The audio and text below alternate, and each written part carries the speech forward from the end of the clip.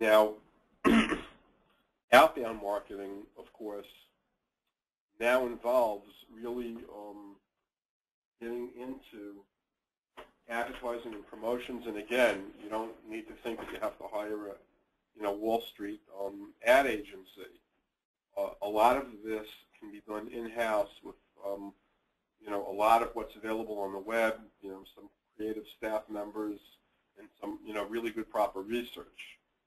And you need to decide, do you want to develop a comprehensive marketing program? Do you want to focus on one particular service that you think is being underutilized? Is there a new service that you want to introduce that you're starting to get involved in that you need to inform current clients and hopefully new potential clients about? So you really need to hone in what types of outbound marketing based on what services you want to promote your entire agency comprehensively. Of course, the sales and services. Where are you at now? What is your average? These again speak to statistics and data. And to what extent are you aware and up to date on how you're doing now? Do you have breakdowns? Do you have reports? Some smaller nonprofits might not even have this on a frequently enough basis. The recommendation is probably minimally monthly reports based on your services of how many staff you have, how many clients are they seeing, based on their hours. These are all things that need to be analyzed, and they can help you in terms of coming up with a strategy. How can you expand? How can you provide more services? You don't want to promote services and then not have time slots available for them. So if you're going to have a great successful marketing campaign and not be able to deliver because now you have 20 more people a week coming for services and you have no slots, do you have the capability of expanding your hours? Can you offer evening or weekend hours, etc.? These are all things that have to be thought through in concert with your marketing plan to make sure that you can accommodate any kind of influx or change in the demand for your services. Of course, public and media relations, there's certain services that maybe that you provide that to some groups might be a little bit controversial, and to figure out a way to deal with that. As one concrete example, we're involved a little bit with the CDC, which promotes immunizations, and there's a tremendous grassroots effort. Despite many, many studies that have been done, clinical studies that show that, generally speaking, the immunizations are safe. There is a grassroots, I don't know if uprising is the best word to use, but, it may actually sufficiently describe it, against immunizations, and of course, that increases the possibility of, having epidemics.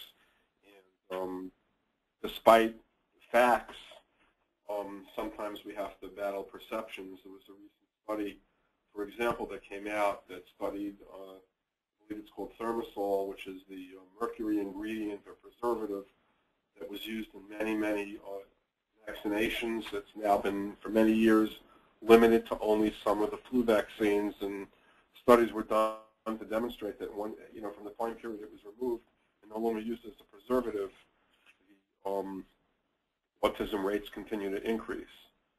So it would seem logic, would seem to be from the study that it can't be the cause, and that there must be some other aspect, if at all. In any event, that's just an example in terms of dealing with media relations and public relations around the potential controversy surrounding the type of service that might be provided. Of course, customer service is probably one of the most effective methodologies in terms of a separate marketing category that everyone knows from as word of mouth. You provide a very good service. The client, the customer feels they really got value with that service, and they're going to certainly let their friends know.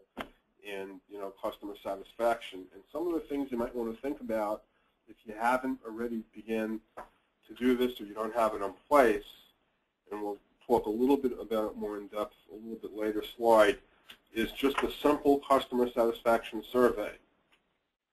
If you don't have one, you probably should. It's probably not a bad idea to develop a very basic one. It could be a very brief one-pager. You You have it available either in private offices if people are seen privately, depending on your service, at your front desk when people are done with an appointment. And it will give you some feedback in terms of how you're doing. Now, when we talk about marketing, we talk about two different types of research. We're now involved in the research end of marketing, and this is very important. Again, the research involves your own company and understanding your own data and statistics from the services you're providing, the frequency, the quantity, the quality. You need to figure out different ways of measuring that. And also looking into, from the client's perspective, how does the client feel about it? Primary marketing research really describes activities that give you direct feedback from your hopefully existing clients or potential clients. And of course, the survey is one methodology. If you survey your existing clients, you can develop based on your service some standard questions, very easy, Likert scale, where they just basically have 0 to 5 satisfaction, and they circle 1, and you can have, basic, 5 to 10 questions, very simple, very basic questions depending on your service, along with a comment section or a suggestion section. And this could be very insightful, and it can actually give you some very good ideas and feedback in terms of how you're doing. Focus groups for larger organizations tend to be something done when they want to introduce a new product or develop a new product, but it may modified be used even in services. And of course, individual interviews. If you have had the opportunity to sit down with a client and ask them if you could just have a in-person, very brief interview, a little bit more comprehensive than just the basic survey form, and get some feedback from them. These are all very good methods of getting primary research directly from the client. Now, of course, there's primary research. There's also secondary marketing research, and the secondary marketing research are information that you can get from external sources, reports and studies, local news, depending on the service that you provide, trade associations, online sites, the library, the government agencies. These can all be excellent. There's excellent sources of information depending on the type of service that you provide. There's a tremendous amount of information available on the internet. A lot of libraries have made a lot of information available online now as well, so you don't even have to actually go to the library anymore. And this is a great methodology of getting a little bit of a handle on what's happening in your community, in your area, and it might even give you some insight in terms of either new areas to expand to or needs in terms of many changes. Just as a recent example, unfortunately, because of the economy, many more people are coming on to different social services that were never on them before ever in their life. So that, we all are involved in the service industry and nonprofit, and it's quite dynamic. Things are changing, and just about all the ends of the nonprofit world, including the funding, which is why it's so important to have an effective marketing and try and develop your organization as best as possible and position it in a way that will allow you to obtain, certainly maintain your current funding standards and to increase your funding in terms of future goals. You want to just look at a table as a general outline in terms of marketing activities or how to plan. It's divided by the internal company analysis, which is including executive summary, your research in terms of your own internal statistics, some of your goals, your focus, the culture of the company. And if you see some of the asterisks below, these are some categories I decided to add in terms of, I think, modifying it a little bit for the nonprofit world. You also want to look at the company's strengths, weaknesses, opportunities, and threats. Expansion capabilities and staffing. Again, you don't want to develop a marketing campaign and not be able to deliver. You have to make sure that if you're going to get any kind of influx, that your staff can handle the volume in a comfortable way. The customer analysis. How many. What numbers are you doing now? What type? What are again from the survey information? The value drivers. What do they see? do you have some insight in how they decide, what types of your services are weird, or how frequently they use your services, etc. And where's the concentration of your customer base, and where can you find, or your clients, where can you find new ones? And again, the census information is a very good source of it. Competitor analysis, what's their market position? Do you know how much of the market share they have? What are their strengths, weaknesses? What's their market share? The location, do they plan to expand?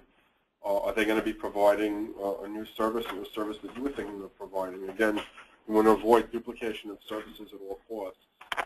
And of course, the political, economic, social, and technological changes that are quite dynamic. As a very recent example, I saw a very interesting example in the New York Times surrounding the differences between Republican and Democrats on stem cell research. Regardless of your position, there are a lot of people involved in the research right now, and they're very much up in the air because of a court ruling where they don't know exactly what's going to happen, if it's going to be approved to continue, or they're going to discontinue some aspects of some of the stem cell lines. And this is affecting, I don't know how many, but certainly some scientists that are involved in this type of research, and they really don't know what's going to be until this court case resolves. It's something that potentially has the possibility of reaching the Supreme Court, but it's an example of how a political and perhaps social concepts can affect actual practical research going on, and this can also occur in terms of service areas.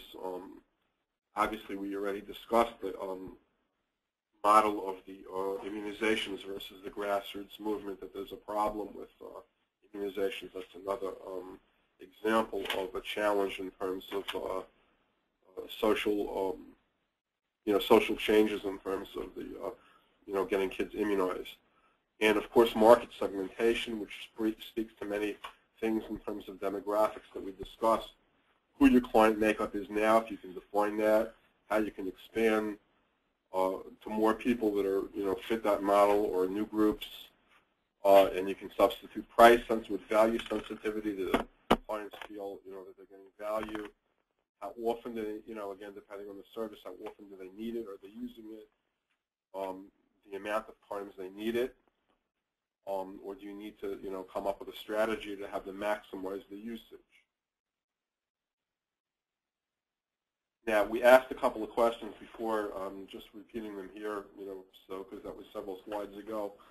And we want to know if the real differences between, business and nonprofit model, and should you develop some type of internet marketing strategies, and the importance of nonprofits to also focus on marketing on supporters, donors, and funders, and how can PowerPoint play a role? So let's try and answer them now, a little bit now that we have some of the information that we went through in the marketing itself. And